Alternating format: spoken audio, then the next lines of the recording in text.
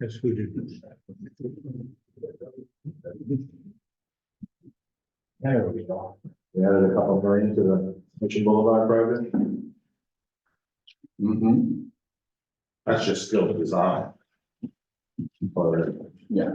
They put in a raise grant for construction of the boulevard. We haven't heard what the final amount was, if there's a question. Well, they said in their presentation that they had project was in cost between.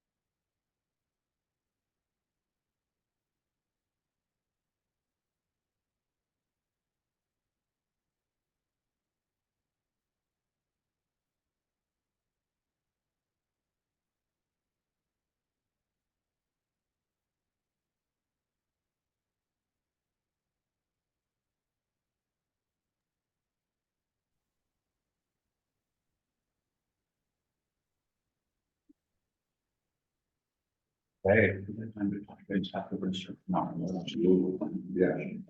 yeah, we're ready to get started this morning or this afternoon now. So, welcome everybody to the March, let Eric in. Two of the things at once. March 2024 Transportation Advisory Committee. So welcome everyone. First thing we'll do is go through and do some introductions. Start myself, Dave Walker with the Rockingham Planning Commission. Scott Bogle, also Dave Chapel, Council. There's some if you want. Ron Lanny's corporate advocacy. Brad Nichols, Peter Cobb, Kingston. Steph Case of Brentwood. Chris Croxton, Jim Baker, Kempton, Tim Moore, Glasgow. Steve Pesci, University of New Hampshire, Bureau. Bob Dion, Greenland. All right, and we'll get the folks that are online, starting with Lucy. Good afternoon, everyone. Lucy St. John, New Hampshire DOT. Thanks, Lucy. Danya. You're muted, I think, Danya. Please, Brian. Danya Siegley from Rye. Thank Vanessa. you. There you are. Partington, Department of Environmental Services. Good afternoon. Eric. Eric Eby, traffic engineer with the city of Portsmouth. All right. Okay, thanks. And then we also have Tim on there as well, Tim Roach. I am here, Tim Roach, RPC Director. Keep tabs on us. Okay. We also have Kevin Lucy will be here shortly to deal with the stream crossing initiative. So we may have to. He is here. Yeah, he is here. But we may have to sort of rearrange things slightly to accommodate him not being in the room at the moment. So first thing, after introductions, minutes of the February meeting. I'll move that we accept the minutes as written. I'll second. Okay. Any comments or changes to the minutes? Hearing none, all in favor, say aye. Aye. Aye. Any opposed or abstaining? Abstain. Abstain. All Abstain. right. All of our online folks, except for Eric. Okay, so. See. Yeah. All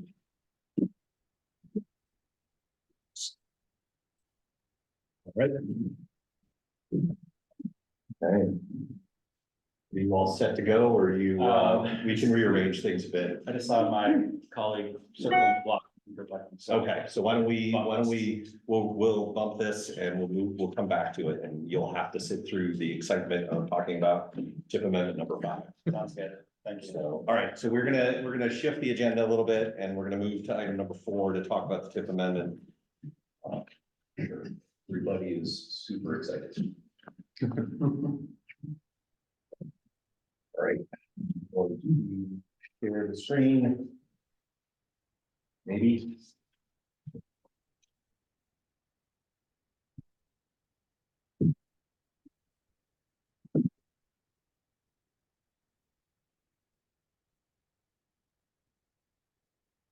Hey. So we talked about this last month as well, but we talked about a different TIP amendment, I think, last month. So here we are talking about TIP amendment 5 to the 2023-2026 Transportation Improvement Program. I neglected to update the date, so it does not say March 28th. Geez, Dave, you were slacking here. I didn't update the header on this one as well. So it's, this is a much smaller amendment than we are usually seeing. It's only 3 projects that we need to deal with. 2 of those are projects that are actually in the region. Third is one of the statewide programs that's having some funding invested. We'll start a public comment period on this tomorrow. It'll be a 10-day comment period that ends Tuesday, April 9th, right before the commission meeting, which is on the 10th. And there'll be a public hearing at that commission meeting. I'm sorry, that's the 7th and the 8th. The 10th. And we haven't received any comments yet because we haven't started our public comment period. And I believe we'll be hosting a hearing at the Stratham town offices where we often have our commission meetings these days. Let's come to the meeting. So going through the changes, there are changes to 3 projects that we're talking about. The first one is project 40623. That's here in Exeter. It's a bridge replacement on Route 111A, Little River. Basically, the right-of-way and construction is being delayed on that project, so all that money from that is moving out of the TIP. So it's no longer being in the TIP. The project is not changing otherwise. So it's basically a small decrease in funding during the TIP years, but overall the project is staying essentially the same. The second project that's changing is 20258. That's in the city of Portsmouth. And that's on Beverly Hill Road, the bike and pedestrian improvements that are proposed for there. That is having the same sort of thing happen where the construction money, large portion of the construction money is actually moving out of the TIP into 2027 or 2028. And so it's a rather large decrease during the TIP years, but overall the project is not really changing the cost. And the final change is to the tier 1 and 2 bridge maintenance and preservation program. And that is a statewide program, and there's just over under $8.5 million being added to that statewide program. And that's just basically to support additional bridge work. Yeah. So really, the first 2 are essentially schedule changes that change how the funding is listed in the transportation improvement program. And the last one is adding funds to a particular project. So any questions about those 3? Bob? What causes the changes? And in Exeter, is it 1 bridge or 3? Why does it have 3 numbers? So it's 1 bridge. All right, are you looking at the bridge number 075, 078? Yeah, that's a designation that all bridges have in the state. I don't know what those numbers exactly stand for, but every bridge in the state has a number like that. And it's the bridge number for DOT's inventory. There are 3 bridges over the Little River. Yeah. But it's just the one. This is just one. Just bridge. 111, yeah. One's just from the road, Yeah. But what, to his point, but why? Why is construction? Is it bandwidth? Is it I mean, why is it being delayed? I don't know exactly, but often it is things like they don't have the bandwidth to run the project right now. It could be delays in the environmental work, it could be delays in the design. How do we find that out? I mean, I can ask those questions. Yeah. I certainly can ask those questions, I will ask those questions, and we can verify it.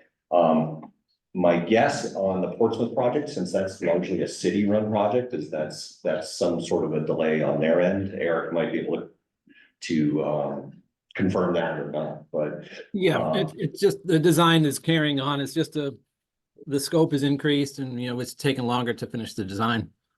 okay, thanks, Eric. So, I mean, that's typically the type of thing that happens is design essentially isn't moving as fast as expected, or there's something pops in and it makes it more complicated than expected, and that tends to delay these projects. So. Brad, It's that time of year when we probably should verify that our numbers in the SIP are correct, so, I might have a comment okay. We can work with that. since the allocation just came. Oh, yeah. So that's the FTA annual allocations just came out recently, and we often have to go back and look at what we have listed in the tip and make sure that it matches what the FTA allocations actually are, as opposed to what we thought they were going to be last year or a year or 2 years ago when we put the money in the tip. So that often can be handled as a minor revision. That's the ones that I email out to everybody. So it's a little easier to handle than having to do a full tip amendment. Any other questions or comments on this? So the money moves from just, I might have the years wrong, but let's say FY 26 to FY 27. What's the chances of that money disappearing? It doesn't disappear, it goes to other project needs. DOT. Goes to other project needs. Yeah, so.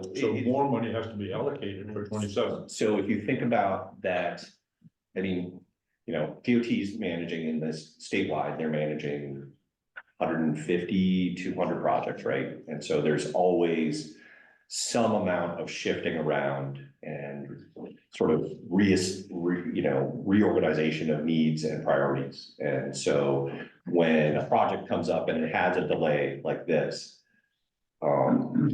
there's always something there to fill in the gap for that particular year for the funding. I mean, and that's sort of, and I tend to think of it as, the tip is really, the tip is where the federal government is committed to funding the projects in that. But we really look at it as more sort of a guiding document, as in, this is, ideally, everything happens as we've laid it out in the tip. Realistically, it doesn't happen that way, and that projects get delayed for a whole variety of reasons. And so DOT always basically has projects that they can kind of shuffle in, or they have a project that has a cost increase. Another project has a cost increase outside of our region, and so therefore that money that would have gone to, say, this Exeter project in 2026 is going to go to a different project, and then the Exeter money will come out in 2027 or 2028, whenever they've scheduled it. So DOT basically has to manage all these projects and shuffle them around as everything is changing at all times, which is why we do so many changes to the tip. And we try to keep it reflecting reality as best we can. Dave, Yeah, Tip. the tip is before the legislature this year. The 10-year plan is. 10-year plan. Yeah, And there were quite a few changes through an amendment. yes. And so I don't know if that amendment maybe caused some shuffling of projects. It seemed like there were new projects added. Yeah, probably not yet. It'll wait, probably DOT will wait until it gets approved by the legislature before they start to ripple the changes into the tip, right? Because the tip, first 4 years of the 10-year plan is the transportation improvement program. And so, DOT, because it's, at this point, it takes about 3 months or 4 months to really process an amendment through, because DOT does a bunch of work ahead of it. Takes about a month for us to process it, and then federal government has to make the approval on after we're all done processing it, right? And so this is probably the last amendment, or maybe the last amendment that we see for this current tip. If things are moving very quickly as possible, we could see an amendment 6, and that might include those 10-year plan changes. But otherwise, they would probably wait until the tip update, which is going to happen starting in the fall. Which is where we'll look at the 2025 to 2028 timeframe for that one, so. Jim, just to note, the 6 projects in the MPO region that were in that amendment, that did in public works and highways to the 10-year plan, in In the project update. project updates. Okay. Well, thanks, Scott. All right, so no more questions on that then? So we have to talk about 2 things every time we talk about amendments. First is fiscal constraint, or maybe I'll talk about air quality conformity because it's easier. So air quality conformity is basically ensuring that we're in line with federal regulations around air emissions. And we have been in conformity and in attainment with the emission standards since 2013. So we basically rely on the analysis that we did a number of years ago to basically restate that anytime we do an amendment. So we don't really have to do anything about it. We just have to say, hey, we're still in conformity and in attainment. So, and then the other piece of it is fiscal constraint, and we have to make assurances that we're not planning to spend more money than is available for each individual year and each individual program within the TIP. And DOT provides us documentation on that basically says we're not planning to spend more money than we have. And so fiscal constraint is maintained as part of this amendment. Our net change in the TIP for our region is a drop of about $3 million overall. So it's not a big change, but again, statewide, the DOT is maintaining fiscal constraint. So I see that Danya, you have your hand up. Yes, thank you. I have a question regarding the Rye-Newcastle Bascule Bridge. In the recent revision that was sent out, there was no adds or minuses to that project, but just curious if anyone has heard of a recent update as to where that bridge stands in terms of its progress.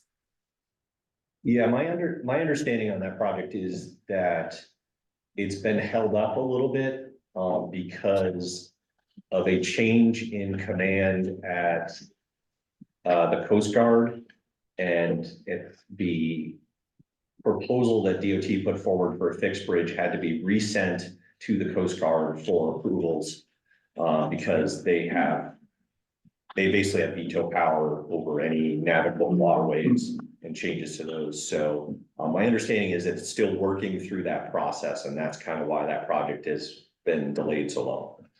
Yeah, well, thank you very much. I was not aware of the Coast Guard's veto power, so thank you. Yeah, anytime there's a bridge that goes over a navigable. Thank you, Peter. Waterway, the Coast Guard has a say in what happens if you try to replace or change that bridge. So they're not the only ones that have that kind of power, but they're one of them. Yeah. So, and I think approval had been given previously, but again, I think there was some command change that required that it get resent and reconsidered. So. Yeah, thank you, David. Sure. Any other comments, questions about the proposed revisions? Again, it's a real minor one this time. Will be. All right, hearing none, I will propose the RPC, or move the RPC TAC endorse the changes included in Amendment 5 and recommend approval to the MPO Policy Committee. I will second. Okay. Any other discussion on that? Okay, not hearing any, all in favor, say aye. Aye. Thank you. Okay. You wanna talk stream crossings now? We were just sent it to your email, and you have access to that from here. I didn't see it, Because you said the easiest thing would be for. Yeah, and it's, all right, so I can just run back to my computer and, what I'm gonna do is I'll run back to my computer, I'll copy it over onto a little flash drive and we'll drop it on here. All right, it'll take me 2 minutes. Maybe everybody can have a slice of pizza. All right, I'll be right back. I don't know if there's maybe. I'm gonna just run through project. Yeah. Thanks, Scott. More needed over here. You go. Hand around project updates memo that normally we go through at the end of the day. I think I gave one to Red. Yeah. Okay. Let's see, safety action plan. There was a organizational meeting. Well, start up top. The 10-year transportation plan is in House Bill 2024. That's been reported out to Public Works and Highways. There was an amendment that included 6 projects in the RPC region. Those first 3 were added. Northampton, adding funding to replace the superstructure bridge carrying Route 1 over the B&M CSX Railroad. A project added to replace culverts in Northampton. Adding the project in Newcastle for the causeway rehabilitation between Goat Island and Newcastle Island. That, I believe, had been in the Gasset version and then had been inadvertently dropped and is now replaced in there. Salem project for signal operations on Route 28. It's been removed because it had actually been advanced and is up to bid. Work's gonna happen on that this summer. So no longer needs to be where it was in the plan. And then 2.3 million added for the Hampton Ocean Boulevard project and 6.4 million added for the Portsmouth 995 Sound Falls project. And we can come back to this at the end of the meeting. Yeah, I don't know if it's too big or whatever, but maybe it's, I don't know how big a file it is. So I can delete you now, Okay. because for me, this. Scott, before you leave this item, and speaking from the Stratford side as well, there were a lot of $5 projects added in for the House Committee report out. Probably tens of millions of dollars, at least in our 2 regions added. Yep. And I didn't see, I'm wondering about fiscal constraint. And with all those ads, I would assume something has to be shifted, dropped. So just kind of, I know it's probably too much to ask right now, but just for the members of the committee, an awareness of that. These are pretty significant ads that the committee has put into the TIP for the Rockingham and Stratford region, I assume elsewhere. Yeah. So I'm curious to see how this will shake out as it goes to the full house, crosses over in the Senate, where we end up. Yeah, we have not heard yet from DOT on that. I'd like to get in touch with Mike Edgar from Hampton, who's on Public Works and Highways, and he could probably give us some insight on that. Lucy, I don't know, do you have any insight on that? 1 second, Scott. You there? I do Yeah. not have an update on all of those, but I can follow up on that. Okay, that'd be great. I mean, it's been going through the process, but I don't have the most current update on that. Yeah, I think, so we'll see what further information we can get. I think it was an 18-1 vote coming out of committee, and there was a minority report inadvertent to inappropriate to legislate. I don't know if that had to do with fiscal constraint in the bill. But we'll see if we can find and get back to you. Always interesting as it goes through. Any other questions? Well, while they're continuing. There were projects added that have statewide impacts that certainly also, benefit the area. Some of them are related to work that Coast does with seniors and individuals with disabilities, and some of our, TMA work. That's ongoing. Were there further changes to that from the governor's version that were incorporated? I don't believe so. Okay. safety action plan, consultant has been chosen, and there was an initial meeting with the consultant, with the 4 MPOs, in the last couple of weeks. And run through and speak to the projects that I've been involved with here. New Hampshire Seacoast Greenway, RPC submitted a grant application for federal radius planning dollars for phase 3 of the New Hampshire Seacoast Greenway in the south end of Hampton and Hampton Falls. And had support on that from the congressional delegation.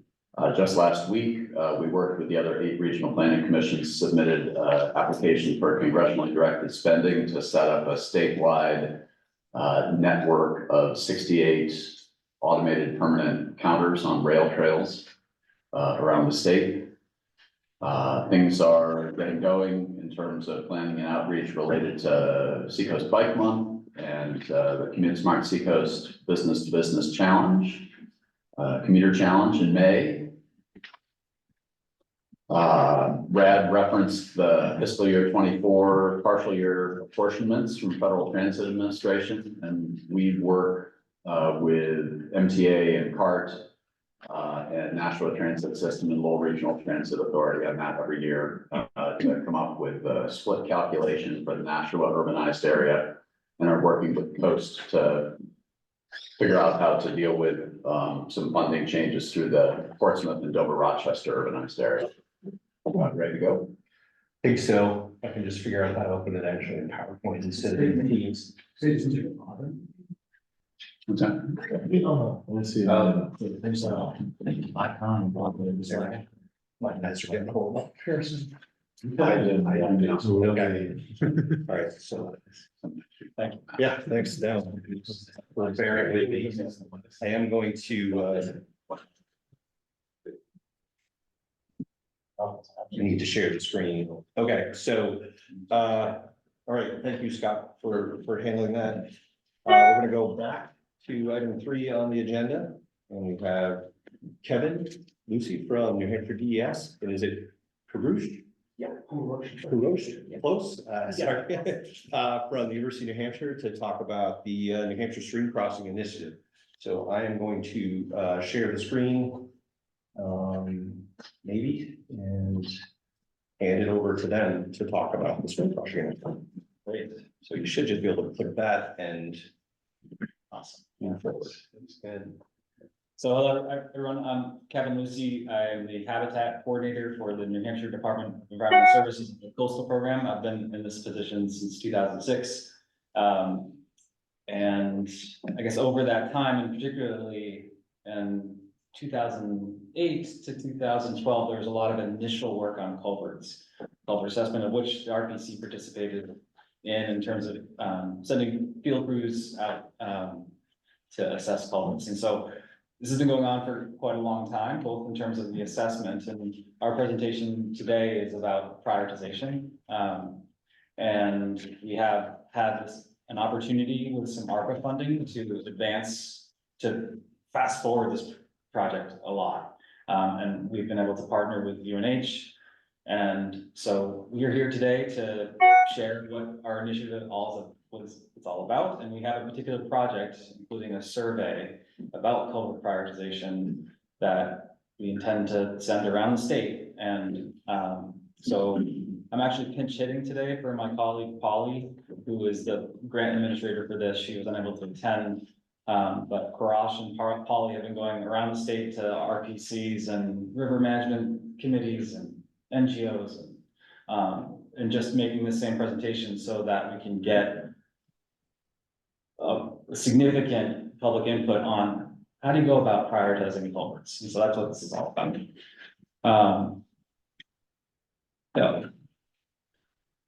Just outline of the presentation, introducing the project team, talking about the stream crossing initiative itself. This particular project that's funded by ARPA, and Parash is going to be talking about the stakeholder engagement survey, as well as this prioritization model that we're building. Yes. What is ARPA? Sorry. Rescue Grant. Yeah, so it's the phase 2 COVID money that came to DES to tens of millions of dollars. Most of it went through water infrastructure, and we were able to carve some out for culverts. Thank you. All right. So this is the objective of our project. This is actually a recently replaced culvert in Lee on Topaz Road in Oyster River. So develop a stakeholder informed prioritization framework. And we're trying to balance all these different goals that intersect at culverts, streams, roads, and infrastructure. Was that actually once a culvert? This has been a problem culvert for decades, and in 2011, we were so close to getting it funded and didn't have enough money because of, the recession, and so this project sat fallow. It just got replaced with ARPA funding with a lot of different partners supporting it, so very exciting. This is fun. This is, this was a fish passage barrier. This culvert was perched, it was a flood hazard. So this kind of hits that optimum balancing of objectives that we can do with culverts.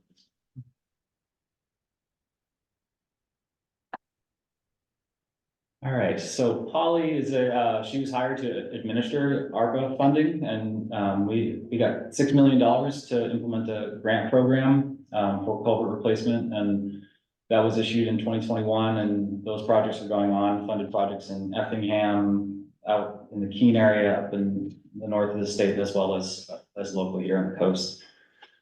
I'll let you introduce you. Yeah, so my name is Kurosh. I'm a second year PhD, international PhD student working under supervision of Dr. Larry Mo. My degree is environmental engineering, but my advisor and my research area is more focused on system level management. And we are trying to look at the bigger picture, find win-win management scenarios here. And the main goal for our research is sustainability and resiliency, considering both. And mainly, as I said, the focus is on system level management, looking at the bigger picture so we can save lots of resources and have way much more benefits.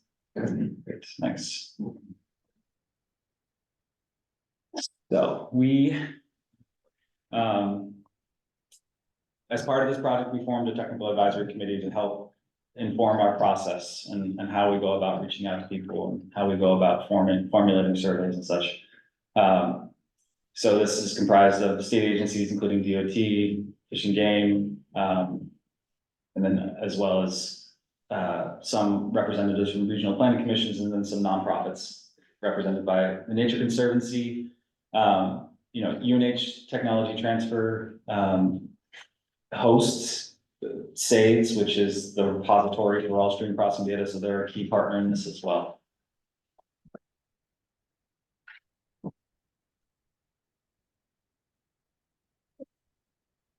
So why do we care about stream crossings? I think this crew probably gets it better than most. We have, there's over 20,000 stream crossings in the state. And those intersect with our blue line streams. And, a lot of our culverts are old.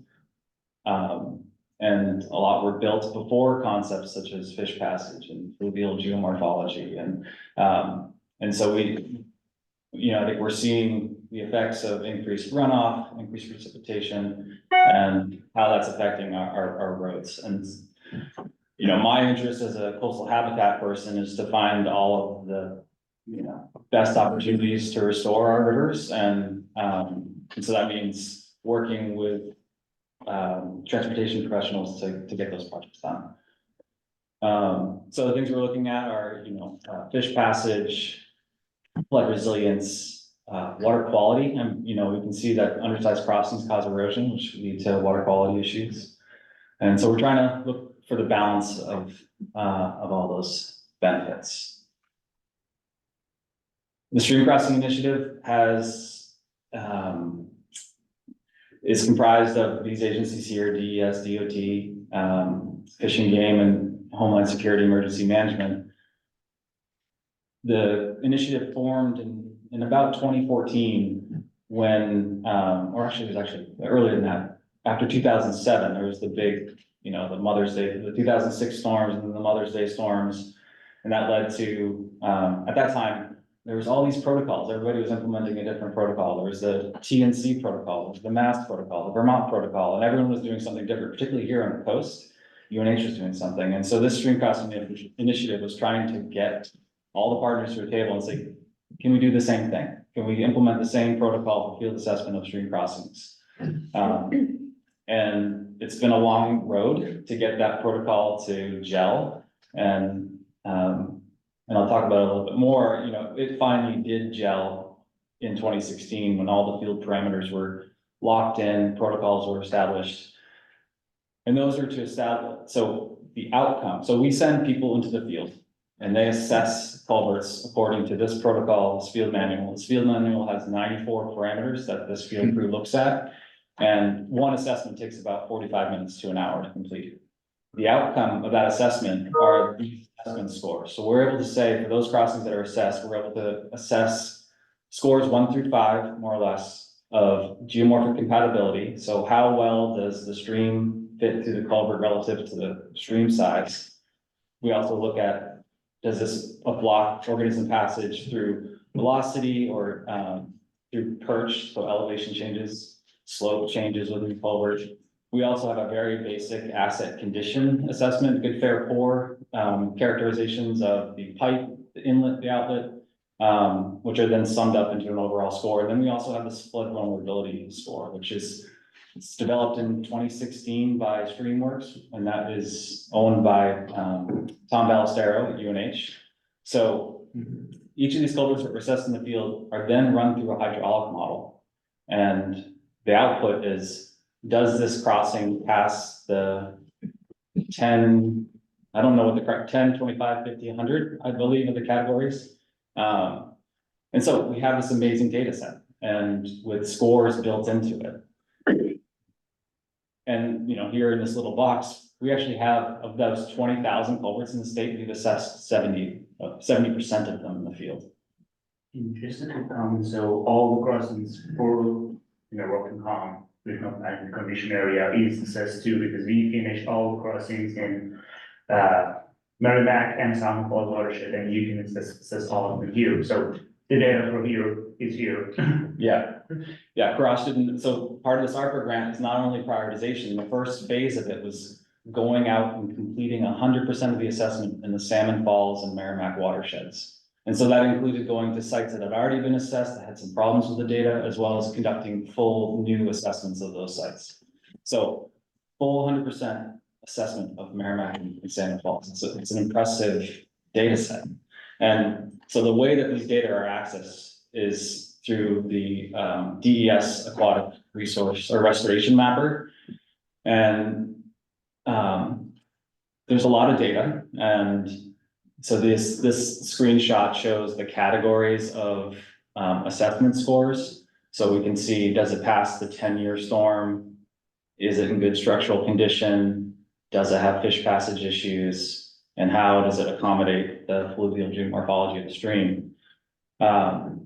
In addition to that, this mapper shows flood history reports. So our geological survey at DES goes through every municipal hazard mitigation plan and denotes whether a particular site has a history of flooding. And those sites are then marked with black flags. So you can see here that this site has a history of flooding. This mapper also shows other things such as, do we know if this is a cold water stream? Do we know if there's diadromous fish or eastern brook trout or other things? So it displays data really well. It doesn't analyze data very well. And that's kind of what we're looking to, this is amazing data set. How do we analyze it? And that's the question we're trying to ascertain through a survey. And again, just to kind of recap where we've been, one of the first culvert assessment processes was in the Ashwellet over in the Keene area. And that was the TNC method, which is ultimately the Massachusetts method. And then, Vermont started doing culverts assessments, and ultimately we incorporated a little bit of both the Massachusetts and the Vermont protocol to build our own. And then, as I mentioned, in 2016, Tom Ballestero produced this hydraulic vulnerability model, which then finalized our method, our field assessment method. along parallel with this, there have been initiatives all over the state. I'm sure many that I'm unfamiliar with, but here are three in which organizations have gone about on their own to try to prioritize culverts on a watershed basis. So for instance, in 2016, Piscataqua watershed, Malone and McBroom analyzed the watershed to look at how do they prioritize culverts. And one of the things that they innovated was road criticality. How important is this road? You know, we know how important culvert or river segments are, but how important is the road? And so it was able to prioritize multiple parameters. I've been involved with tidal crossings. It's one of my focus areas. So culverts that convey bi-directional flow. In 2019, we published a prioritization process for those that support tidal crossings in 15 different ways. And we're actually in the process with DOT currently to replace 3 tidal crossings, 2 on Swampscott Road and 1 at Rye Harbor with NOAA funding. So we've got $3 million from NOAA to replace these culverts, 100% cost for the benefit of New Hampshire, which is pretty awesome. And then Plymouth State, they in 2022 published another prioritization process. And you know, I guess the point is like, it's not really prioritization if everybody's doing their own thing. So how do we, you know, it took us a long time to figure out how to assess them and bring all of our assessment parameters together. But now what we're trying to get is a standard way of prioritizing that offers flexibility to whoever is doing the prioritization. So DOT might have a focus on transportation, whereas DES might have a focus on fish passage or water quality, for instance. All right, I'm gonna turn it over to Parash. So, yeah, actually, as Paul you said, you could see that the arrow is getting out of the slide. So the reason is that, you know, we keep receiving different projects from different organizations, but I'm going to give you a brief introduction about the project and focus more on the methodology. So this project was funded under American Rescue Plan Act, and we had some goals. The first one that we achieved it was to create comprehensive stream crossing assessment for 2 big major watersheds, Southern Falls, Piscataqua, and Merrimack watersheds. And then when we have those, this is the current phase that we are here. We are looking to elicit stakeholders' preferences so that we can, when we have these 2 pieces, we can develop a pilot prioritization model for these 2 watersheds so that we can identify opportunities for win-win management scenarios, which I'm going to talk about a bit more. To give you an update about our project to date, so as I mentioned, we completed all the field assessment plans, and as you can see from this chart here, this is summer of 2022 and 2023 that UNH and DES reached the Help of Stream Crossing initiative. We did assessment, you can see the difference in numbers. So yeah, all of our interns and our collaborators, they did a great job, so we could assess all the field assessment plans. For the prioritization model, we have initiated the model and we are waiting for input for the stakeholder engagement part. And as a part of prioritization model, we are quantifying different parameters. For an instance here, I'm going to talk about watershed AOP. So traditionally, we look at stream crossings individually, whether they pass or not passing the fish passage or like other organisms. But throughout the SAM-GIS analysis, I found all the upstreams, all the downstreams for each crossing. Then this watershed AOP is the cumulative probability of passage. So whether the upstream one is blocked, no matter if you replace this or not, the upstream is blocked or not blocked. So see, look, one of the other things of trying to look at the bigger picture to have a system level results. And for the stakeholder engagement, which we are going to talk about in this separate part in future slides, we assembled technical advisory committee. As Kevin mentioned, we have created a list of overarching goals and evaluation criteria and a list of stakeholders to engage, and also the survey is launched on March 25th. With that, I can move to the methodology. So one of the most widely used and conventional methods is scoring and ranking. It's pretty simple. You need to select a set of evaluation criteria. Then for that evaluation criteria, you find the score for stream crossing, and then considering all those criteria, you would rank them up. To make it more clear for you, to clarify here, so here I just brought some imaginary table with scores being from 0 to 10 for each criterion. And the criteria are the criteria that Kevin just mentioned. If we assume with equal weight, if we sum them up, we can have some score named environmental score. So from 0 to 10, each of these criterion, the sum with equal weight would be environmental score. Then you can say the higher the score, the more critical the situation, and you would rank the crossings for replacement. This is the widely used, as Maloney control used, and many other methodology used. So the difference is they are going to have different set of evaluation criteria and different weightings. If they receive funding for something specifically, they would add to that weighting of that criterion, and then sum them up. But the concept is the same. You need to go through these steps. The methodology that we are proposing is using multi-objective optimizations. I'm going to explain it with a very small and simple example. Imagine you want to buy a car. You want your car to be as cheap as possible and as fast as possible. If you only care about one objective and want it to be as fast as possible, this red car is your choice. And if you want it to be as cheap as possible, this car here is your car. Each of these yellow dots is a car model.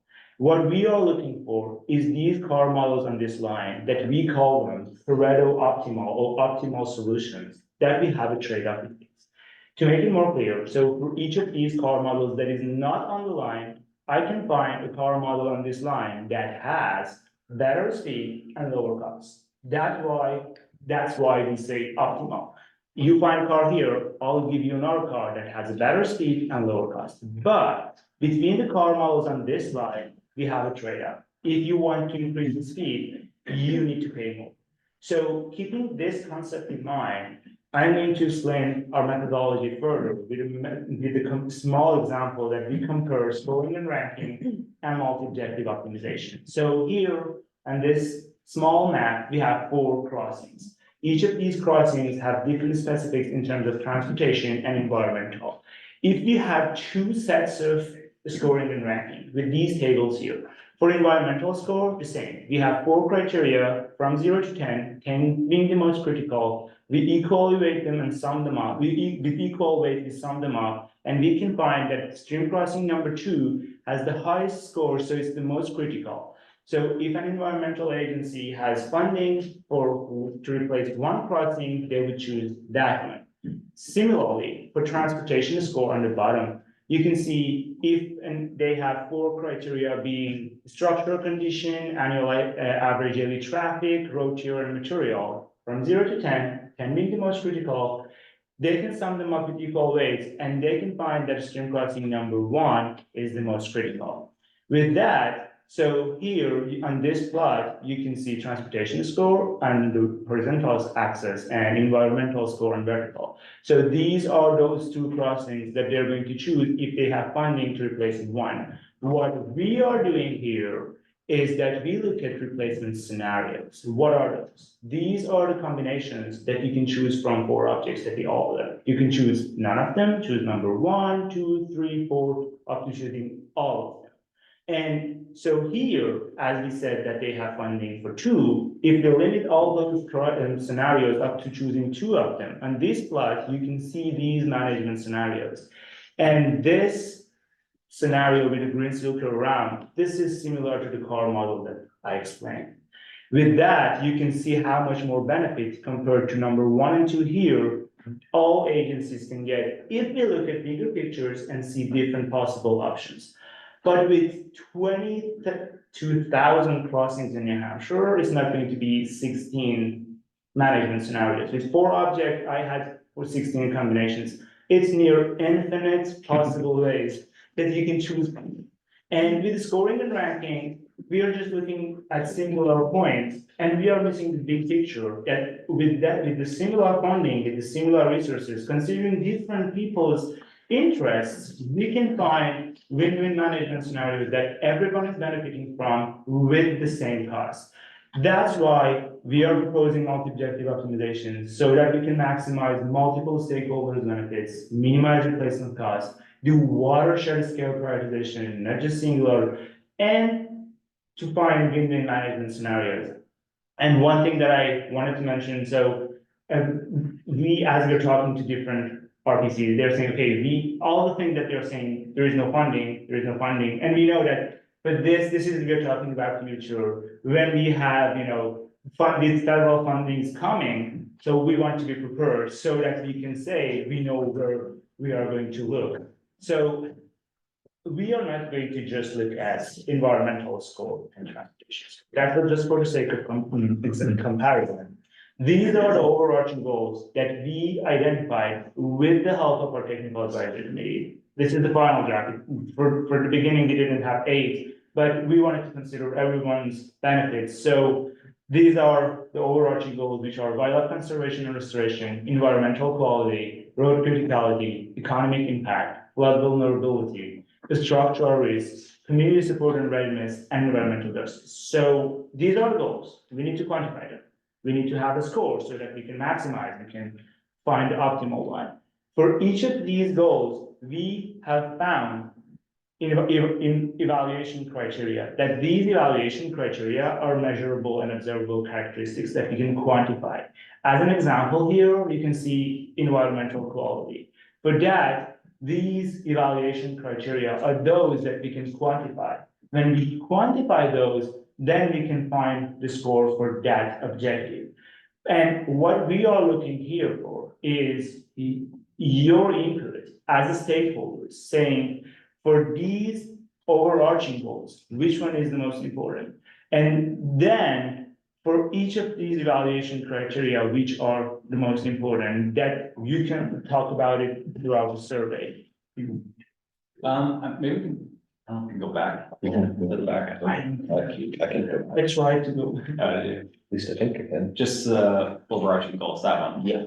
Thought we could just open it up, kind of change the tenor a little bit and just, so here's what we put together. We think that when we look at prioritization, here are the things we should look at. Each of these overarching goals is gonna have components of data that go into it. And this survey is meant to get people who are in the know, people who do road transportation planning, people that do river restoration. We want their input of what elements of data should be analyzed to determine structured risk. And we've made up a list of evaluation criteria, which Ross just mentioned. And the goal is to determine how important you think that data is to meet that overarching goal. And so you'll score it from 1 to 10 based on how important you are. And then that will translate into a weighting, and we'll apply that weighting to the overall model. So as an example, let's say structural risk as a component would be, metal culverts, right? How important are metal culverts more of a risk to structural integrity than a concrete culvert, for instance? Or there's so many different pieces of data that can be analyzed.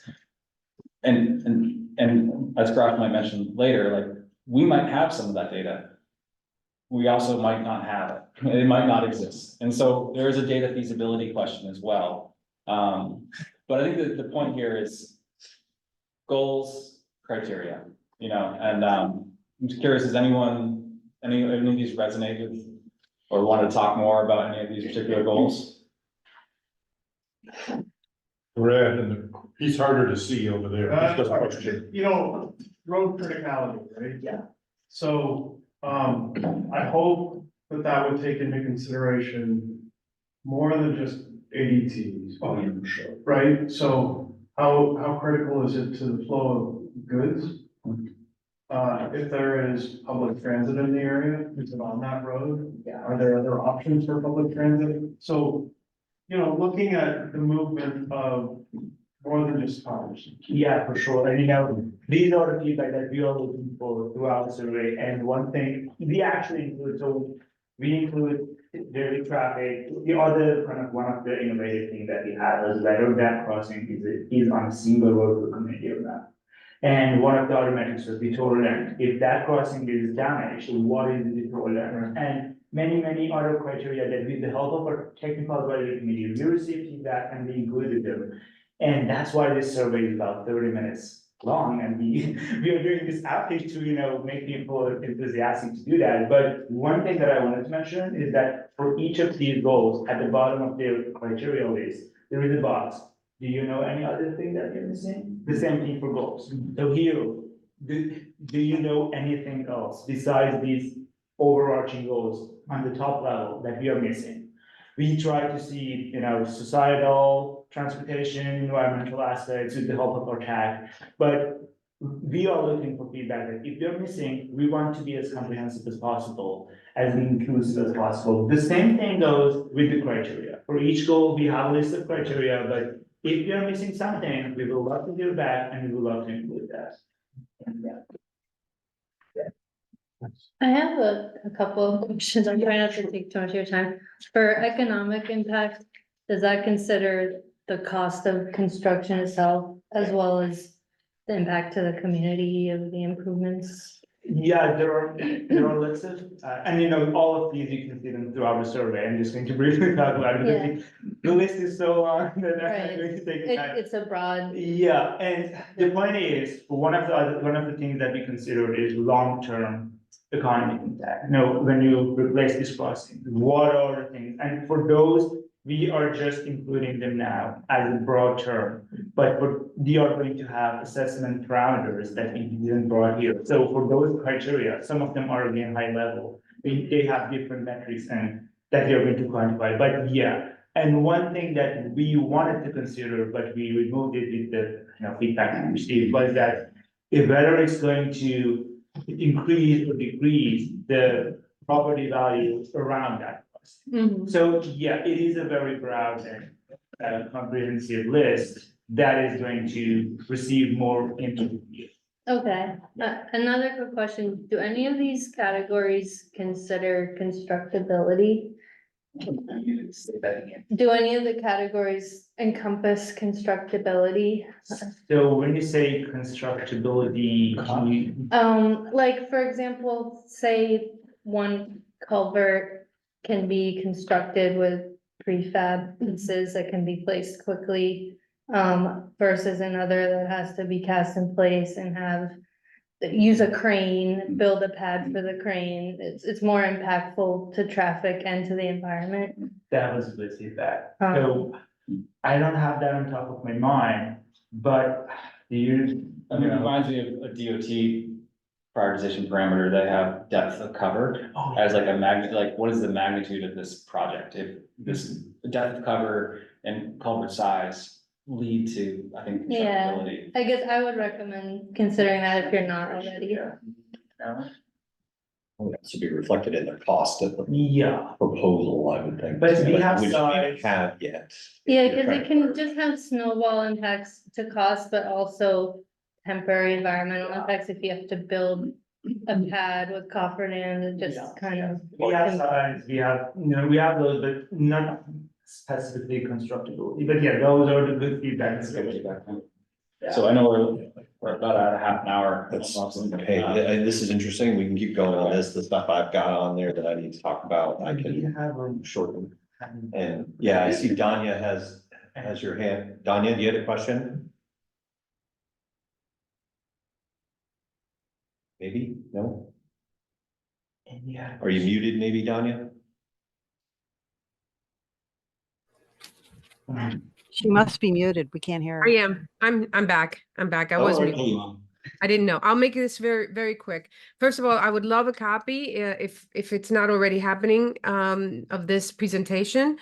The other question I had for the gentleman, thank you first of all for your presentation. Secondly, have you had any contact? Actually, the question is, who is your ideal contact at each of the municipalities with whom you might want to discuss the culverts, but also there's weirs that we're dealing with in Rye. Who's your ideal contact to be able to give you the visibility and to give the municipality the information it needs to move forward? I can just quickly mention, and you can complete my response. Polly would be the perfect person to answer this. So as far as I know, we reached out to T2 Technology Transfer Center in UNH, and they have a list that we are holding a webinar And I believe that would be for municipalities and public broker, but if you have further information. Just, because there are 200 some odd municipalities with varying degrees of capacity. Our primary outreach is to RPCs and as a mechanism to access municipalities, and the request is, Cross mentioned our survey is now live. It just got issued on the 25th. And so our request is among this group.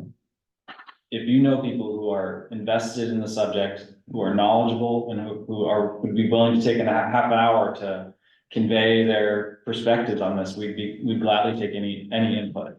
And we have fields in this survey to know like what kind of organization you represent. And the goal of the survey is to represent organizational needs, not personal interests.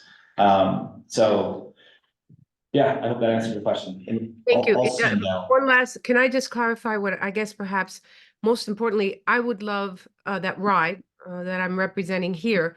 All of these objectives are very aligned with our Rye Conservation Commission. Dana Truslow is our hydrologist.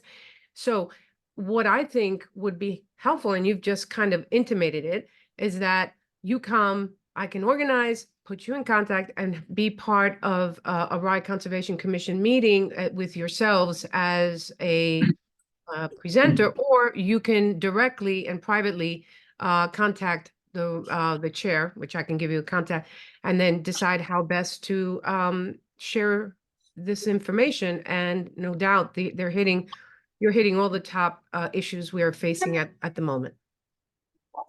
Great, thank you. Yeah, I'll just add that after the meeting, if you don't mind, I'll send a copy of this presentation to everybody as well as a link to the survey. Yeah, and you forward that email survey. Yeah, you did. There is actually a hyperlink. Okay, great. Presentation that Holly and I had for our original plan commission. And to add to that very quickly, so we also represented that for conservation districts different around the state. So yeah, that would be awesome. Excellent. I can do that. Do you have a question? Yes, I have two. Does flood vulnerability include seawater rise? Yeah, one of them was climate resiliency. That under climate resiliency, one of them was. So as I mentioned, one thing that we didn't include throughout the survey, so we have overarching goals, we have evaluation criteria for them. But again, for that evaluation criteria, there are some metrics that those are the real data. So that sea level rise is one of the assessment parameters for climate resiliency, which is included for flood vulnerability. Okay, thank you. And last question, can you compare environmental quality or contrast environmental quality with environmental justice? Oh, yeah, that's a very good question. So for us, the thing that we are doing, we are not contrasting anyone. We are just like, as I said, that's a win-win solution. It's not going to be a win-lose solution. And it's a situation. We are not contrasting it, if I get your question correctly. The thing is, we are going to include that based on the importance that stakeholders are giving to us. I think, Bob, you're asking what the difference is between environmental. Yes. Among the options we listed, so wildlife conservation is very much about fish passage and organism passage, and water environmental quality is very much around water quality. Is this reach of river impaired for certain things? Are there indicators that the culvert is causing erosion problems? Whereas environmental justice there's only two parameters or two criteria listed, and it has to do with yeah, so the ability for folks to access resources is one, and the other is the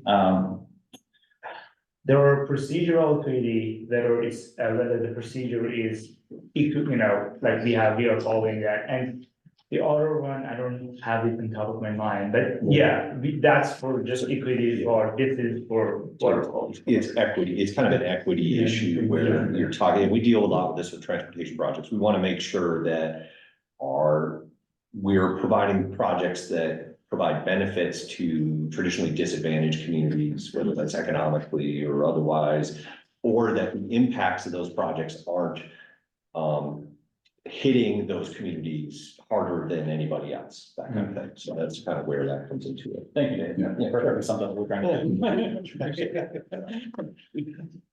do. So in the survey, like, you're gonna, because it would be helpful for me, because I like economic impact, and I have similar questions, like long-term maintenance responsibility of the community. Because the wider span you go, and you go to replace it, your less costs are increased and all that. But are you gonna provide, you have all that, so I can figure that out before I provide comment? Yeah. Of each one of these? And for each of these, so with that, we are asking the questions about stakeholder engagement. So I'm just going to briefly talk about this and explain more about that survey. So these are the key steps that we've been through. So we identified stakeholders, that's why we are here. And then we have a list of overarching goals and evaluation criteria that I talked about. The current section that we are here, we are organizing these outreach sessions to facilitate knowledge exchange, and we are going to elicit stakeholders' ratings with the survey, and we are going to eventually report it out to answer your question. So for each, before you reach this page here, that is for road criticality, similar page you're going to have for each goal. So you can click on this description here that give you the definition of the goal, how we define it. So then you can say whether it's not at all important, very important, or even after reading that description, you're unfamiliar with, for example, or something. But you can have a description for each goal. Then after that you rated all those goals, for each goal, there is a page that lists all the evaluation criteria. Again, you can see the description. The only option that is going to be added is not related to the goal. So if we have included a criteria, for example, here for road criticality, we have traffic, we have road tier, we have the toll length. This is just a snippet, we have the list is long. If you see a criteria that is not related, you can click on not related. And similarly, being not at all important, very important, and unfamiliar. So yeah, all the descriptions are included to that. And moving forward, the survey is already launched.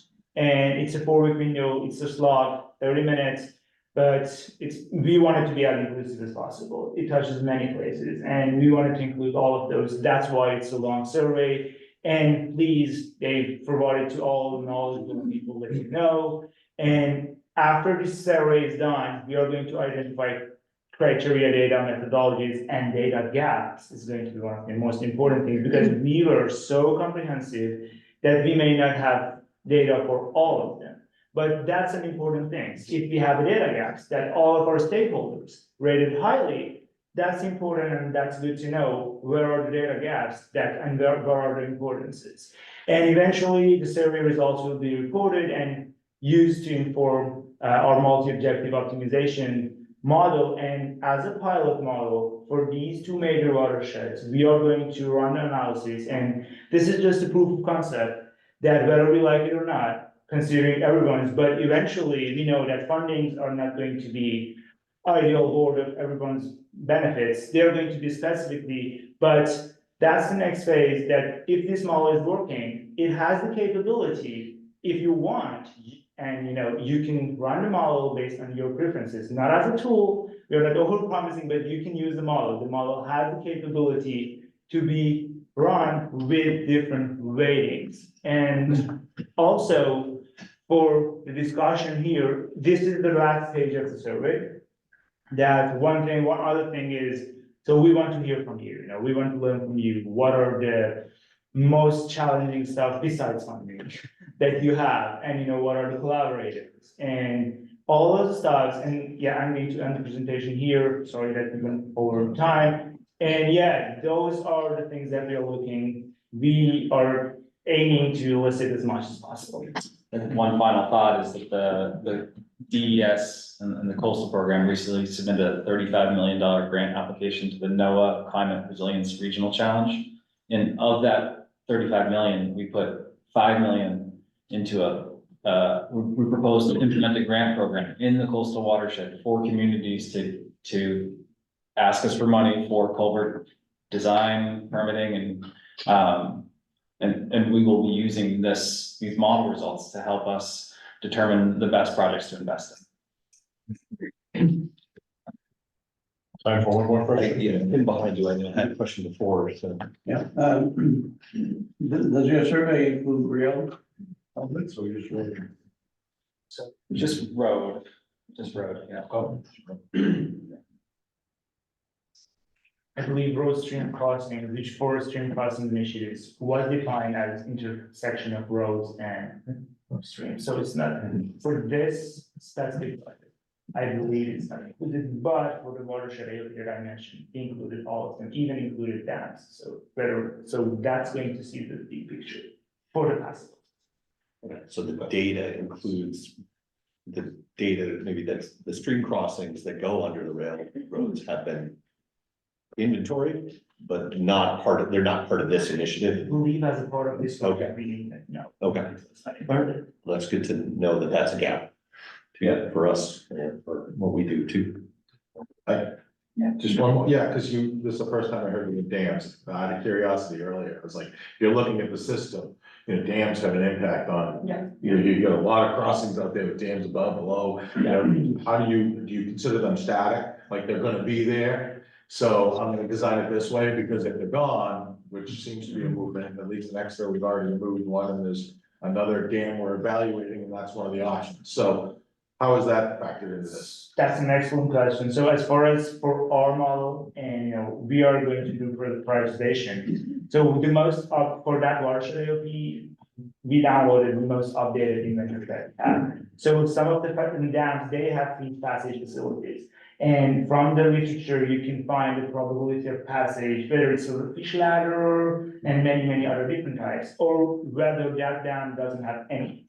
So when you have that, when you know what are downstream and upstream, so you can have a sense. But updating all those data, that's a good point that this is going to be static. And every time you want it, it's going to be updated. So that's the next phase. But for this phase, it's just a proof of concept and whether we can see that we can get more. And that's how we incorporate it down. Yeah. Your response descriptions for average daily traffic were very subjective. Your idea of very important might be different from my idea of very important. Do you have a way to quantify those and objectify them? So we use Likert scale because previously we had from 0 to 10. But that we received feedback from the TAC that people rating from 0 to 10, and that would be not helpful for them. It's very easier for them. You can assume it as 1 to 5. It's very important. But I don't believe we are addressing that. You're saying important, but I'm saying important is different. The Likert scale is that scale is one of the most used scale for surveys that see it as not that important to very important, where it's going to land. You could have a road that has 200 cars a day on it. And contrast it with a road that has 20,000 cars a day on it, and both roads could be described as very important.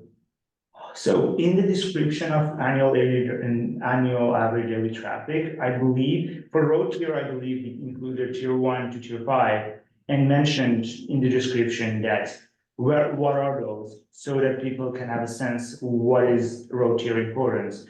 I don't remember exactly for that because we have received some internal documents from NSDOT that how they're rating it, whether it's more than 25,000 or other different categories. I don't believe whether it's included or not, but that's a very good thing to include so people can have a sense of different categories. But the point was that how important do you see traffic and where it's going to land on those categories, where it's I-95 type or where it's a local road with less than 1,000. So the survey is asking, how important do you feel that traffic is in deciding which culvert? The amount of traffic is in deciding how critical the road is. Yeah. Okay. The same thing for tier, where if it's tier 1 or tier 4, how important is road tier for road criticality? The same thing as we told them, and whether it's on a single road community or not. So that's specific for road criticality. Okay. Okay. Any other questions, thoughts, comments? Thanks, no, appreciate the time. It's very informative. Good work. Yeah, thank you. And please, it was so big. Yeah, I will send out the survey this afternoon. Yeah. Awesome. Thank you so much. Oh, you're welcome. Thanks for coming.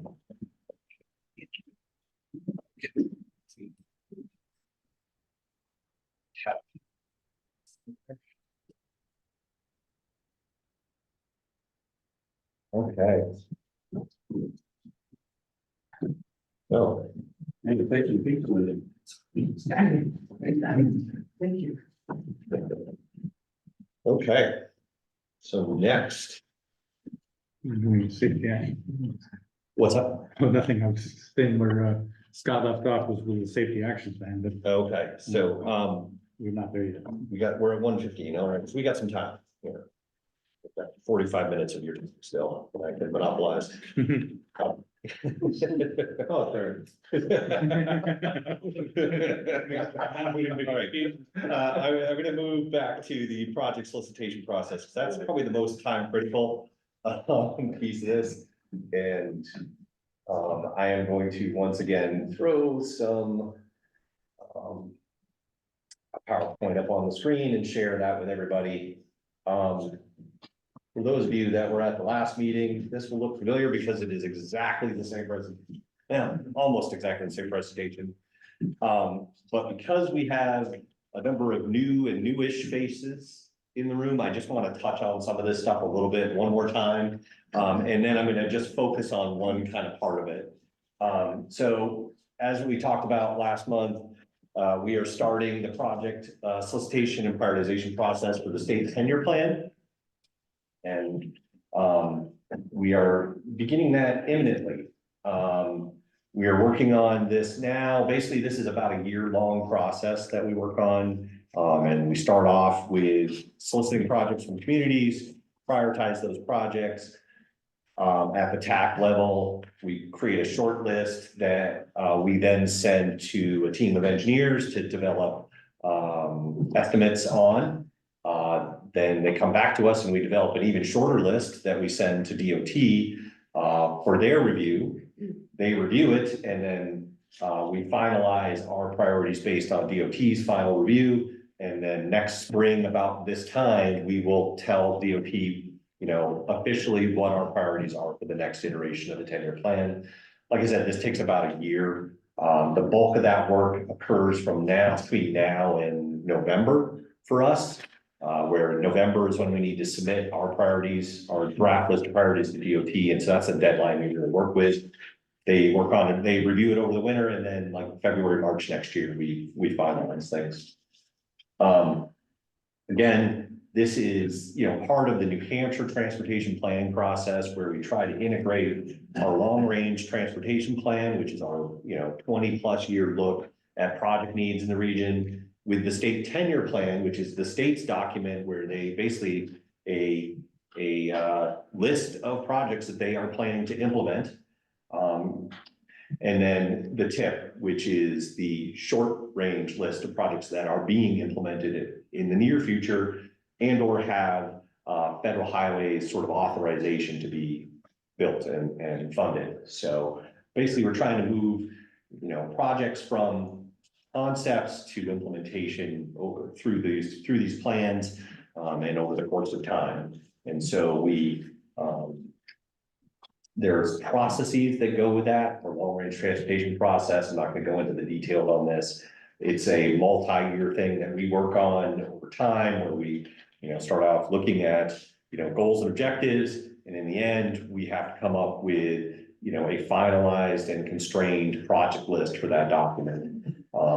Any projects that are communities or transit agencies or other entities identify in our region, we incorporate those into our long-range plan. And that's basically the starting pool from which we draw projects to put forward for the 10-year plan.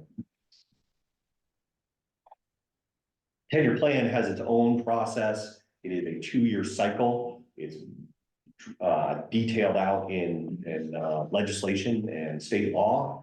We are part of that. We are involved at the very beginning of the process where we, the result of the work we're starting now is really the beginning of the 10-year plan process where we've identified our priorities. We tell DOT about them. They put them in the draft 10-year plan, and that kicks off the public hearings and, the finalizing of the document.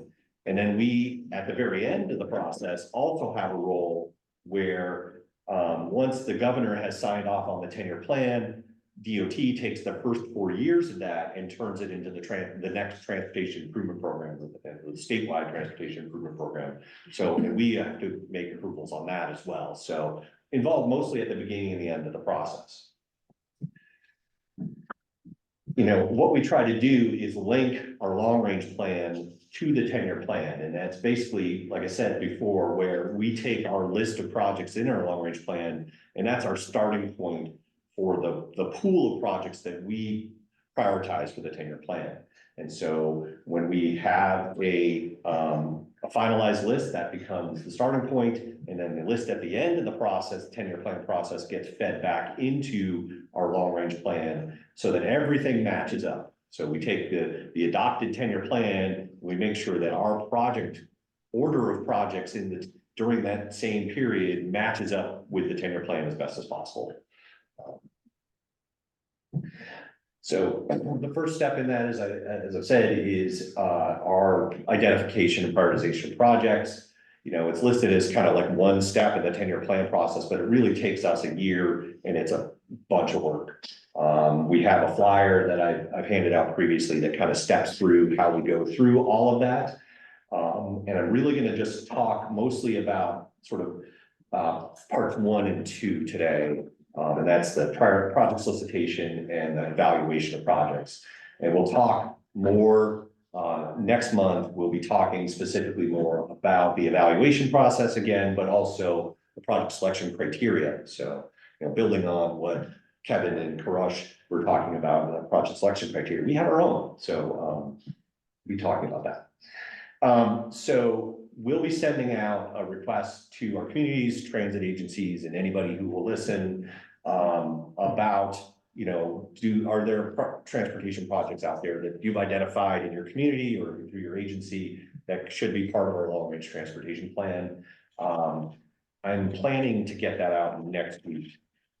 So as soon as I possibly can, with responses due from communities early in June, likely the very beginning of June, June 3rd-ish. I'm still trying to work on timelines. And what I'm going to be asking for are, first, does your community or agency have a project already in the 10-year plan, and does it, you know, or the long-range plan, are those projects still priorities? And if they are, do you have any updated information that you can share with us about the project, either scope or cost, or, you know, found some more needs for it, that kind of thing. Second, and the next thing we'll be asking for do you have any new projects that you want to put forward for the long range plan? And we have and then finally, we'll be looking at, are there sort of other identified transportation issues out there in your community that you want us to be aware of, but maybe haven't sort of coalesced into a project yet? You've been hearing rumbles from, you know, parents that the kids can't safely walk to school, but nobody's really defined what's needed there yet, that kind of thing. We still want to know about those kinds of things because it helps us in our planning process, even if there's not a defined project. Yep, so if there's an existing project in the 10-year plan, I mean, would DOT be the best avenue for any updates? Yes, probably. And I don't expect that there's updates for everything. If you've got a project in the 10-year plan, what I really want to hear from your community is, yes, we still support this project going forward. Or if you don't, I want to know that too, because that's and we've had that happen in the past where a community got a project in the 10-year plan and then couldn't, you know, didn't manage to actually get support from the community about the project. And so there was a lot of pushback, and so it eventually got dropped. But we want to know that kind of thing as soon as possible if that's the case. So you'd like something probably from like my case, the governing body is the board of selectmen. Yeah. So you'd like a letter from the board of selectmen saying this is something we strongly support. Yeah. Yeah, and it can be a simple letter, you know, we support this project. And, you know, it continued implementation or whatever, you know, just doesn't have to be anything fancy. It's just sort of some acknowledgement that, yes, we're aware of this project, we support it, and we want it to continue to move forward. I was just curious, who do you send the request to? Like, I blast it out to everybody and anybody. And in the letter that goes with it, it's a recommendation that, you know, you pick somebody. I'm going to talk about the portal just that we have for entering new projects, that you pick like one person to sort of take that on. Ideally, we get something back from like the select board or, you know, the city council and, you know, somebody who can basically say something, you know, with a stamp of approval on it. Yeah. It's like, yeah, these are projects that we're supportive of. It's not committing your community to anything other than the idea that the project is there and that you're interested in it. Yeah. Because our long-range plan, as we know, those projects that aren't in the 10-year plan or aren't in the TIP, they're in our long-range plan, but they're not really funded. So it's, you know, it's not committing anybody to anything other than there's a need for this project in this community.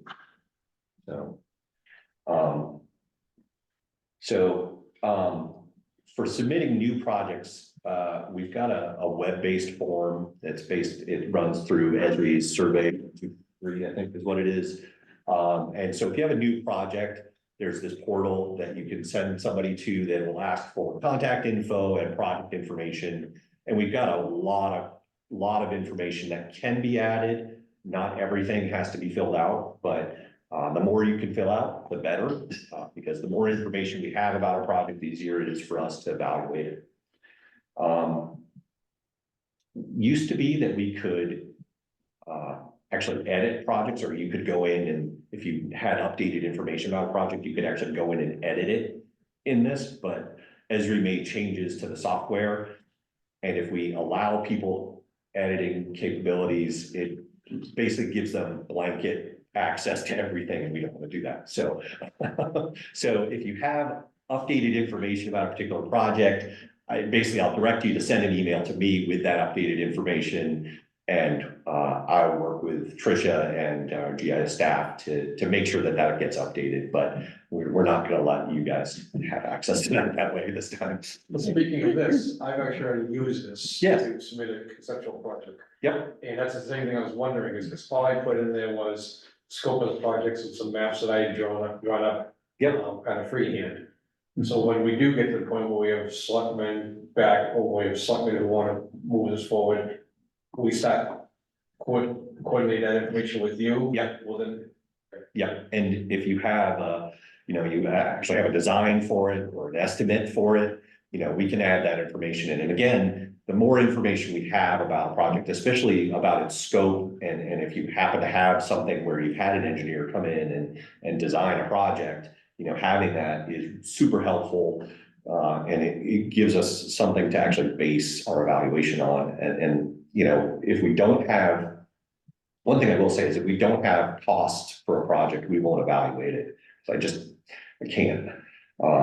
And so those tend to get set aside until they get more information. But otherwise, we can, I'm willing, and we're all willing to work with the communities to try to figure out what is needed, try to scope something out. And if it rises high enough in the prioritization process, that's one of the projects that'll go to the engineers.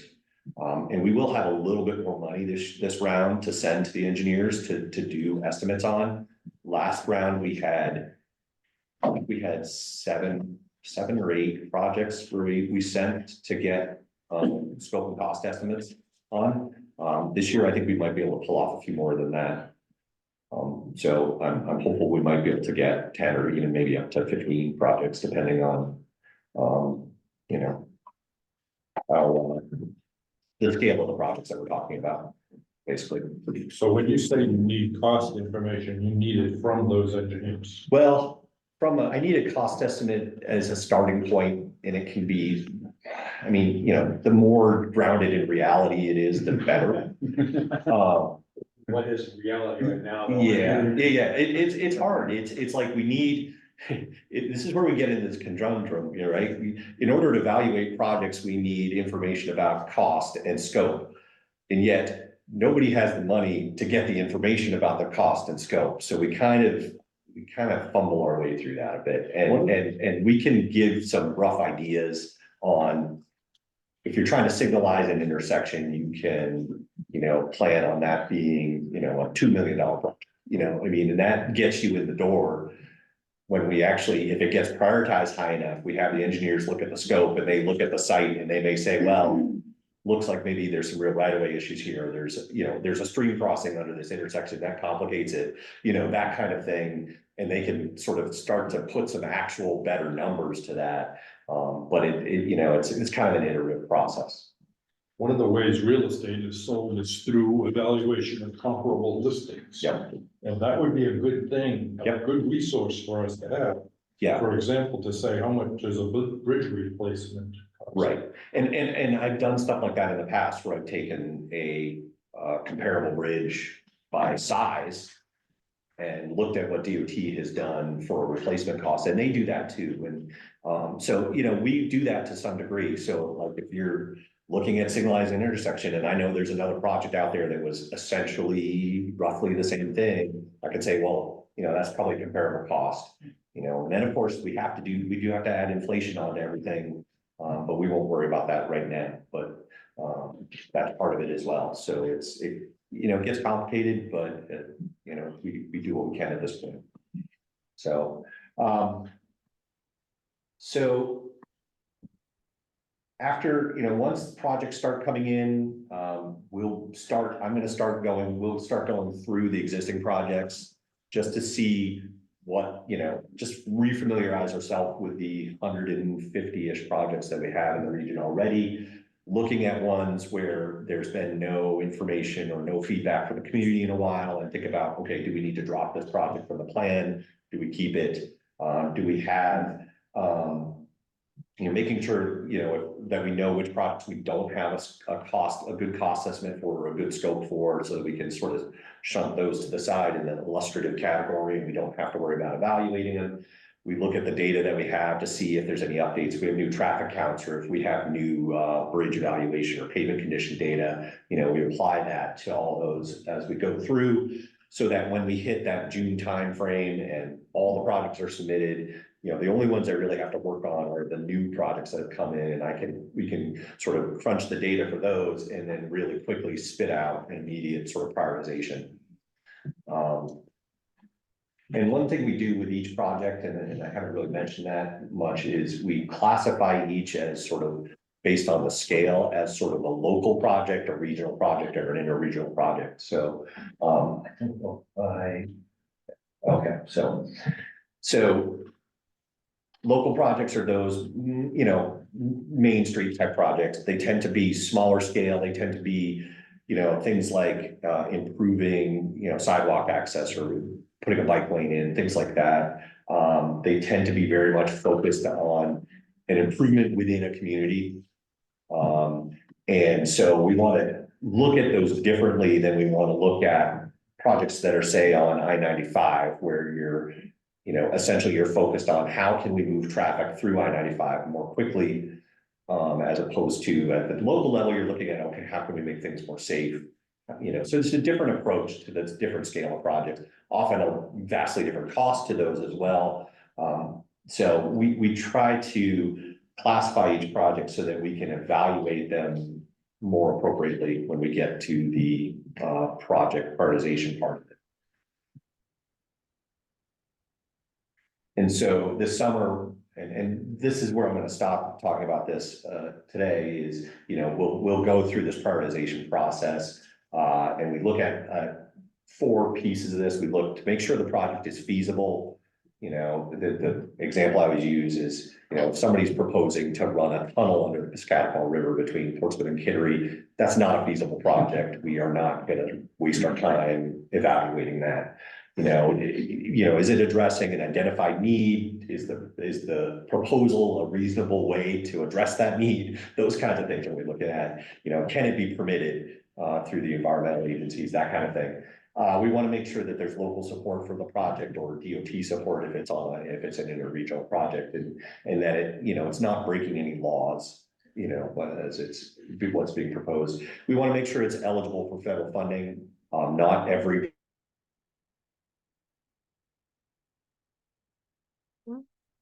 What happened?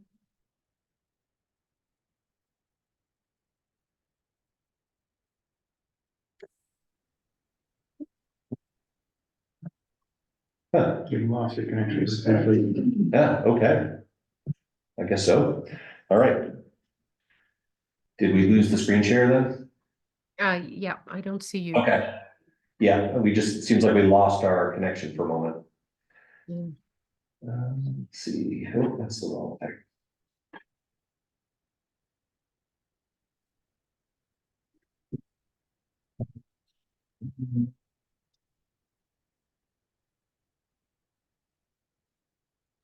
Yeah. All right, well, I'm going to scroll that to here, okay. So after we look at whether it's feasible and supported, make sure it's eligible for federal funding, and then we apply the project selection criteria. And this is something we're gonna talk about at the next meeting, next month is, you know, we'll go through these criteria in detail. And then the one thing I want to ask those of you who are participating today is if you have a preference on how we set our criteria weights. In the past, I've done it via a survey. Send out a survey and ask you, you know, to prioritize, basically say, you know, which is more important, which, you know, tell me to rank these 1 to 8 in importance for each of the levels so for local, regional, and interregional, what's most important? Is it safety at one level? Is it mobility at one level? Those kinds of things. The other way we could do that is basically spend a meeting talking about it. And we've done both in the past, most recent couple of iterations, I've done the survey, and there's no reason why we could do the survey ahead of time, or we could do the survey after the meeting, after we've had a chance to really go in detail and talk about what each of these are. So we don't need to have the criteria set, the weight set until June when I need to do the scoring. So we have a little bit of time to play with that. So, what I propose, but I definitely want to hear the feedback from you, would be that, you know, next meeting, we spend some time going and talking about in detail what each of these are. And then have a survey go out to folks after that, where you tell me what you think about the priority of each of them. And then based on that prioritization, I then provide a weight for each criteria. And then that's how we evaluate each of the projects, and all the projects that are already existing in our data set. You know, I just changed the weights of what each criteria is for to the current, whatever the current is, and it evaluates all of them already. So I just have to add in the new project, so it's not a big lift if we shift things around. So any thoughts on that? A few slides ago, you said there were 4 criteria, and I managed to write only 3 of them down. Oh, this one, right? We talk about so feasibility, whether it's supported by the community, eligible for federal funding, and then we, you know, those are sort of our gatekeepers, those first 3. We screen out the stuff that doesn't meet those. And then we apply the project selection criteria, which there are 8 categories for that. There's actually criteria within each of those as well, but sort of like what Kevin and Caruso were talking about, where there's all these things that you consider and incorporate into those into that evaluation. And you know, that's why I want to talk in detail about it, because there's a lot of information there. Quick question about the support category. I'm just thinking like in the scenario where you send this to the community, they're like, oh, are there any projects we haven't thought of? They come up with a new project. April to June isn't a long amount of time to like reach out to an engineer, get an estimate, get under contract with them, have them do the work, then present it to the community to get support. Right. Would like just BOS. support from the BOS be sufficient Yeah. without a full blown? When we talk about support, Money. it's that's one of the ones that's like kind of a little bit nebulous, because you know, DOT doesn't really tell us like if they support the projects, but when we're at this stage, so we can't like talk about, okay, well, is this supported by the state? So we talk about, we really think about it like, you know, does this seem like it's supportive of the MPO goals and objectives in our long range plan? You know, does the community support it? You know, is there sort of demonstrated support from the community? And again, you know, we recognize that what we're dealing with a lot here is a concept for a project, an idea for a project. There's not a lot of detail. if you get it in the plan, there's no reason why you can't come back at the next cycle with, that you got it in the plan. We're gonna, your community goes back and hires an engineer to do some work on, actually designing something and putting some numbers to it. Next iteration, you throw out the updated information at us, and suddenly we have a lot more information to work with on evaluating the project, and maybe that shifts where it ends up in the prioritization process. So Okay. I just think of this as an iterative thing, and every couple of years, we're gonna come back at you with another request like this, and we're gonna be reevaluating projects, and so there's opportunities to get, to move things forward, even if it isn't quite get to the 10-year plan yet. And these aren't usually things where people, next month are searching on, oh, what do we want? These are things that have, the police chief has been bugging, or the Yeah. highway department's been bugging, or the board of selectmen have been listening to. It should have come up. All this, people yakking at them saying, you need to get this done. And so this has been on the back burner for years usually. And I think the last project we're still working on in Kingston has been more than 30 years since it was proposed. Yeah. That's how things are, yeah. Yeah. So, but something like, say, the South Road intersection, we've seen the road safety audit, what DOT is proposing to do there. So we don't need to incorporate that. You don't need to sort of propose that project, because we already know that's gonna move forward. Unless DOT says, well, we're only gonna do this aspect of it, and then maybe the long range piece of it, if they're not gonna signalize it or put a roundabout or whatever was the ultimate, I can't remember. I think roundabout was like Yeah. the. We could we could put the roundabout in there as an ultimate solution and put that in the long range plan. But the town doesn't need to put that out there, because we already know about it, and it's already sort of in the mix. You know what I mean? So, but if it's something new and unidentified, sure, right. Dave, I would say, I like the concept of a discussion around the table, but, knowing what the survey instrument is beforehand helps with that discussion around the table. Okay. Cause I look at mobility and I look at the definition there, and I have a problem with the definition. Right. Right? Yeah. Cause I don't think that's very holistic. No, it's not. No, I mean, mobility is very auto focused. Transit and bike ped traditionally get put under accessibility rather than mobility. I know, but. Yeah. But there's overlap. Yeah, well, absolutely, yeah. So, and, this has been an iterative process over the years that has slowly gotten slightly better for public transit, slightly. And what I perennially harp on. And I fully understand this. Yeah. This is the challenge, perennial challenge for us. Transit is important to us as a region, and important to many of our communities. It is not important to the 10-year plan. Right. And there's a little bit of a disconnect there. And so it's a struggle. That's something I would love to continue to talk about. How can we better incorporate, I think we've done a great job incorporating bike pedestrian into this, because those, it's infrastructure stuff. It works well, but transit is definitely the area where we don't do a great job. And I think part of it is the perspective that, well, you guys get your funding to do what you do, and there's no other funding for new stuff. But I think that's also that's not the best approach that we should be taking to this at all. And we should be looking at, what do we need? And we can identify what we need, then we can figure out how to get the resources there eventually. Right. So let's have that conversation and say, how can we do a better job of this?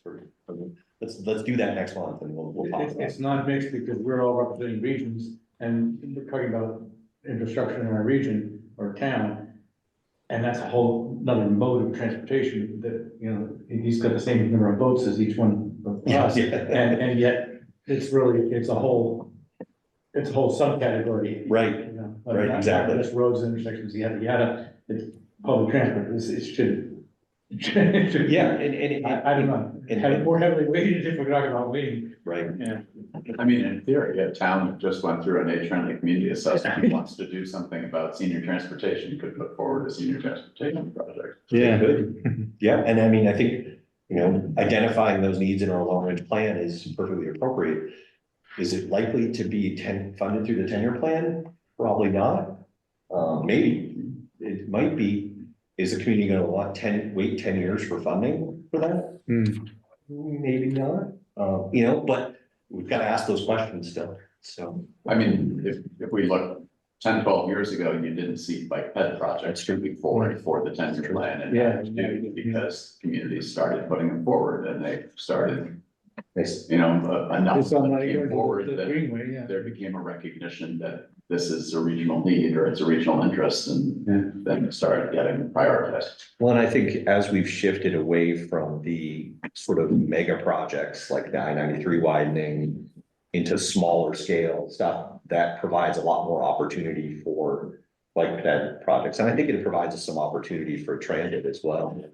You know, just without the huge amount of resources being consumed by single projects, you know, then I think it gives that opportunity for these smaller projects to kind of sneak in there when DOT isn't paying attention.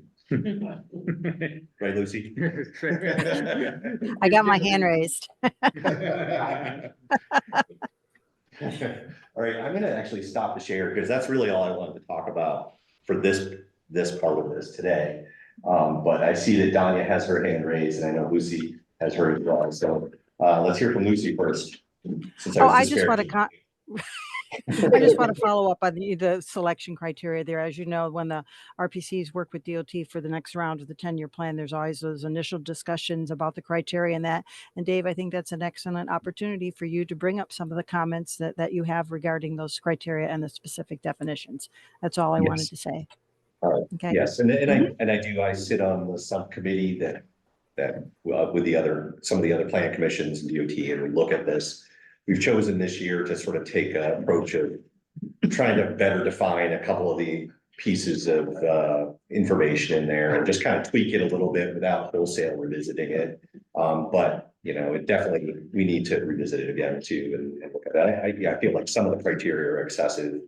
We have like too many criteria from my perspective, and so that it dilutes the strength of the ones that we have by having too many.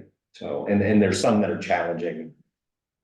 You know, how do you evaluate the economic impact of a project where you just have a sketch of what that project is? You know, and what is the economic impact of, say, signalizing an intersection? You know, realistically, there is some, but how do you measure that? And so you get into those kind of challenging things. So I tend to sort of push those to the side and focus on the things that we can really evaluate in terms of, okay, you know, is there a safety issue there where we know there's been crashes, we know there's been fatalities, you know, that's something that we can sink our teeth into. So anyways, lots of questions around that. Danya, did you still have a question? Basically echoing the sentiments from Vanessa and the gentleman previously and answering your question that you asked about, you know, what was our view on the criteria. Having been through a couple of cycles of this process, I find it particularly helpful to me that I get a chance to think about how I would rate the different projects based on the different criteria in my own time, and then come back and be able to discuss it as a group. So I think you were soliciting some preferences, if not, you know, but that's it. That was all. I was answering your question. Okay, that's great. So I'll plan then for next month. I'll send out some information. I've sent it out previously, the sort of the detailed guidance that we have on the project selection criteria, but I'll send those out again before the next meeting. And we'll plan to go through them in a little bit of detail during the meeting and have conversations about what we might want to do. And I'll put together the survey that I usually put together. And we can at least look at it during the meeting, if not ahead of time, even if nobody's filled it out yet. I can show you what I do, and then whether, you know, we'll sort of make it all work together. So, okay, that seemed reasonable? Yes. All right, excellent. Okay. All right, Michaela is not here, so we're gonna skip the regional master plan stuff. I do have stuff I want to talk about the safety action plans, so I'm gonna go through this very, very quickly. more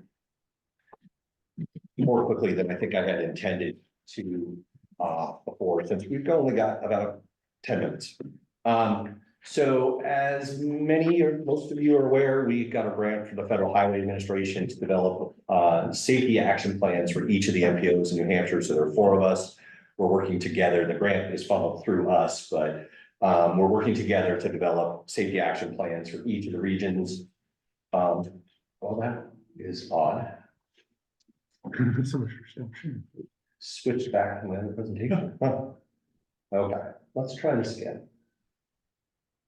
Hang on. Yeah, sure. What I'm going to do. Get rid of these other ones so that I can confuse myself. All right, let's try again. So, safety action plan, these are plans that are building blocks to work on highway safety. We use data analysis to identify what the safety problems are related to the transportation network and projects and strategies that we can use to most sort of significantly reduce risk to the people. All right. We have to and are required to sort of engage the community in the planning process. Part of this uses the safe systems approach that's been adopted by the Federal Highway Administration.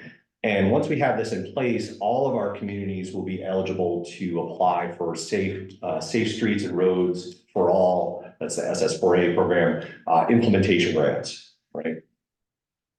So I'm not going to get into this simply because we have no time, but basically the safe systems approach looks at a number of things. And it basically says that deaths and serious injuries are unacceptable and that we should prioritize working on improvements that eliminate those types of crashes. Also recognizing that humans make mistakes and that we should design the system to basically not accommodate those mistakes, but buffer for those mistakes and make sure that when people do make mistakes, the results aren't as catastrophic as they tend to be now. Also recognizing that humans are vulnerable and designing it in a way that's human-centric as opposed to, say, car-centric, and so that people are taken care of. That everybody shares some responsibility through their behavior and how the transportation system operates and how safe it is. And that we're looking proactively at improving safety and not just looking at where crashes have occurred, but where there's conditions where things are likely to occur. And then we build redundancy into it, right? So that even if one piece of it breaks down, there's still other protections in place for those that are likely to get hurt. As part of that, so safety action plan has to include a leadership commitment. Basically, it's us saying we're committing to 0 deaths and 0 serious injuries within our region within a certain time frame. And so we have to do that as part of this. We have to have a committee in place, which will probably be the MPO policy committee and this committee that's basically charged with implementing the plan and oversight of that and updating it. We have to conduct safety analysis, so we'll be looking at the crash data that's available in the state. We've hired a consultant to help us with a lot of this. We will be doing some engagement with stakeholders in the public. We have to have equity, look at equity considerations. Are there areas that have been underserved or that are more dangerous? Those kinds of things. We have to look at changes to processes as well as change to policies that might be implemented that might improve safety in the region. We have to go through and create a project selection process and identify strategies for this. And then put into place methodologies and methods for identifying, implementation and progress and how we're making progress over time. So the TAC involvement in this is going to be in that I'm going to use this group as sort of a stakeholder committee for this process. And so we'll talk about it a number of times over basically the next 9 months to a year. I'll be working with this committee to continue to talk about, how we set those 0 deaths and 0 serious injury goals and when we set them for, what future year are we doing, talking about policy and process changes that we might implement at the regional and at the local level. to address this. And then assisting, of course, also with the identification of strategies and project selection. We're going to be doing a number of events for this as part of the public outreach. We'll be hosting sort of one in-person and one virtual workshop in the region, as well as there'll be some online focus group meetings. And those will be for all 4 regions at once. But we're looking to identify focus groups. We've got some that are the easy ones, the bike ped advocacy groups, elder communities, emergency response folks, and others. And so what I was looking for today, and we've of course run out of time for that, is what people have for ideas as to other stakeholder groups that we might engage as part of this. And you don't have to answer me this today, but, over the next, maybe between now and the next meeting, if you have ideas about, particular stakeholder groups that might be good to engage as part of this process, I'd like to hear them. About school PTAs. I was thinking that too. Like school related kind of, yeah. Yeah, a lot of kids that walk someplace after school. Yep. Yeah, either PTAs and or school boards. Yep. Okay. Good. Thanks for coming, Steve. Good to see you. So, great, okay.